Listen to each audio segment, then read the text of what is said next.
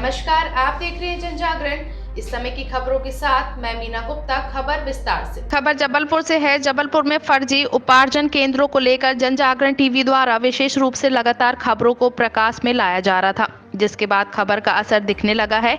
संबंधित मामले पर जांच के बाद अब बड़ी कार्रवाई होना शुरू हो गई है, जिसके तहत खाद्य नागरिक आपूर्ति एवं उपभोक्ता संरक्षक विभाग मंत्रालय भोपाल द्वारा मंगलवार की शाम जबलपुर से फूड कंट्रोलर कमलेश टांडेकर को सस्पेंड कर दिया गया है। उन्हें उपार्जन केंद्रों की स्थापना में हुई देरी और अनियमितता का दोषी पाया गया है, जिसके बाद यह कार्रवाई की गई है। इसके अलावा जो 20 सदस्यीय जांच दल जबलपुर आया हुआ था, उसने भी अपनी रिपोर्ट को मेल के माध्यम से मुख्यालय में भेज दी है, जिसके बाद मंगलवार देर रात बुधवार को और भी बड़ी कार्यवाही हो सकती है। सर, क्या मामला है यहाँ पर और किस प्रकार की कार्रवाई की जा रही है? ये तो मामला ये था कि उपार्जन केंद्र बनाए बिना जो है वो यहाँ धान भंडारित हो गई, गोदाम के अंदर भी और गोदाम के बाहर ही। इसी के जांच के लिए आए थे, अभी तो जांच चल रही है। इसमें सब ऐसे कि लगभग कितने वेयर हाउस अभी जांच तक में आपको मिले? हमारे पास में यहाँ तो जबलपुर जिले में 10 दल आए हुए हैं और सभी दलों के पास में लगभग 4-4, 5-5 वेयर हाउस है। मेरे पास में भी 4 वेयर हाउस है। तो कल मैंने जो है वो रिवा का किया था, आज जो है वो आरती वेयर हाउस। सर, इसमें एक ऐसा भी विषय है कि इतने सारे लंबी संख्या में या बड़ी संख्या में जूट के बारदाने, जो कि डीएमओ ऑफिस की परमिशन से ही मिलते हैं, लेकिन इतनी बड़ी संख्या में, बल्कि यहाँ मैं अंदर देखा भी कुछ नए बारदाने भी थे जूट के, जिसमें लगभग धान तुली हुई है।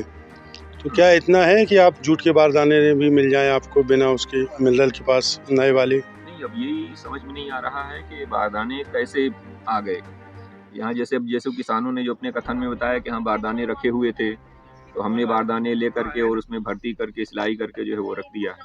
तो सर, ऐसा नहीं कि कुछ देर शासन का भी लचीला रवैया हो इसमें? नहीं, शासन या मिली भगत, क्योंकि नए बारदाने तो शासन के नहीं, नए बारदाने तो अभी कहीं दिख नहीं रहे हैं, सब पुराने सिंगल यूज वाले बारदाने हैं। नहीं, मैं अंदर जाके देखा तो अंदर नए जूट के बारदाने रखे हुए हैं, जो आपको शासन से ही मिलते हैं। नहीं, बारदाने रखे हुए हैं, लेकिन नए बारदानों में अभी धान खरीदी नहीं हुई। अच्छा, मतलब इसमें कुछ ऊपर से अधिकारियों की मिली भगत भी हो सकती है क्या? इसमें कोई मिली भगत वाली बात ही नहीं है। या मिनरल डायरेक्ट माल उठाना चाहता हो शासन की आंखों में? इसमें यही है कि जैसे मिलर्स दे गया, यहाँ कैसे बारदाने आ गए, इतने सारे बारदाने आ गए, क्योंकि काफी मात्रा में बारदाने, काफी मात्रा में स्टेकिंग है, अंदर भी है बाहर भी है। तो ये बारदाने कहाँ से मिल गए, कैसे, कितने बारदाने यहाँ कैसे आए, एक अलग बिंदु है। तो उसके संबंध में बता दें कि जनजागरण टीवी द्वारा लगातार कई नकली धान खरीदी केंद्रों की खबर प्रमुखता से दिखाई गई थी, जिसके बाद यह जांच और कार्रवाई सामने आई है। अब इस संबंध में कुछ गोदाम में ब्लैक लिस्टेड करने की बात सामने आ रही है। इस पूरे मामले की गंभीरता को इस बात से भी समझा जा सकता है कि बल्लभ भवन से मिली जानकारी के अनुसार मुख्यमंत्री डॉक्टर मोहन यादव द्वारा इस पूरे मामले की रिपोर्ट वरिष्ठ अधिकारियों से मांगी गई है, जबकि जबलपुर आई टीम के द्वारा अपनी रिपोर्ट दे दी गई है। ऐसे में सीएम को भी स्थिति से अवगत कराया जाएगा। अब देखना यह होगा कि इस धान खरीदी घोटाले की जांच कहां तक जाती है और कितने सफेद कॉलर वालों की दामन में दाग लगता है। जबलपुर से head bureau chief Ramakant Dubey की रिपोर्ट। सर, यहाँ मैं आया हूँ तो जगह जगह यहाँ पे बारदाना, और इस वेयर हाउस में भी ना ये मैप हुआ है और ना ही यहाँ किसी प्रकार की किसी समिति का कुछ हस्तक्षेप दिख रहा है। उसके बाद भी यहाँ किसान तौल रहे हैं माल।